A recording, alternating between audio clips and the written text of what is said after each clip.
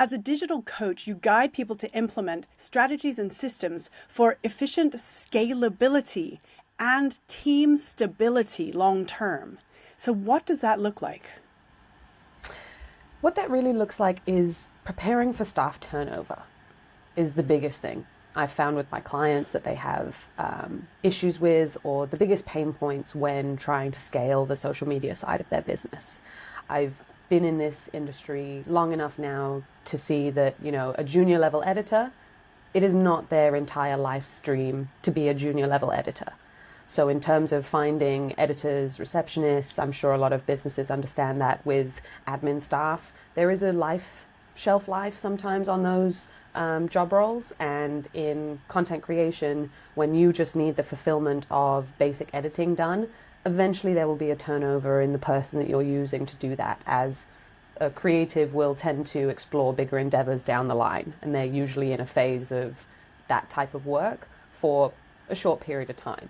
So where I really help my clients is coming in and making sure that we've got that scope of work prepared for staff turnover, so that no matter what happens with your internal staff, your content creation doesn't miss a step. Your videos don't suddenly look like they're branded by someone completely different when you have to pass it over to a new team, and also just being prepared for scaling across multiple platforms if that's the direction that you're trying to go into with your social media presence.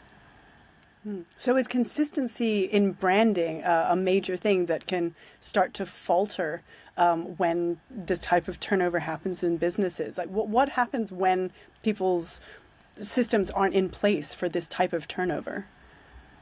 Yeah, well, I've seen it a lot where I've had friends of mine who have built a brand or built a logo for a company, and then that's been passed over to a marketing agency, and over the months or over the subsequent years, it started to shift from the original guidelines or the original book. And when there's no bigger brand book or brand guidelines that's being followed, it's very easy for a new editor or a new creative to come in and sort of put their spin or their flair on it, which is great if that's what you're looking for.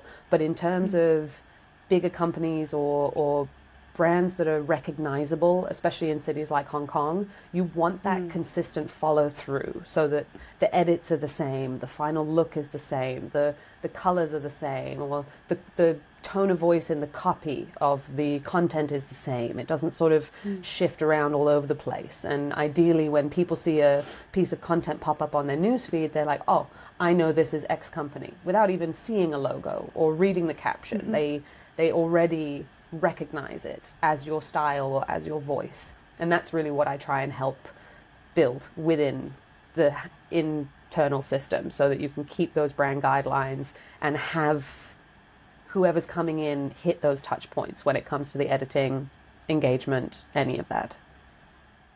So that's great, and sounds like a really very needed resource to be able to rely on, to have someone come in and help you to strategize with your team and create a path and create a way forward that is consistent, given how much turnover there is, especially in this city in Hong Kong recently, right? So if people want to find out more about how you can help them increase their brand visibility, maintain their consistency, and keep their team more together and on the same path, how can they reach out to you? Do they get a clarity call, or what's the best way to connect? Yep, so I give anybody that's interested in my services a free discovery call just to get started, to see if we'd be the right fit and if I'm the person that can help you get from where you are to where you want to go.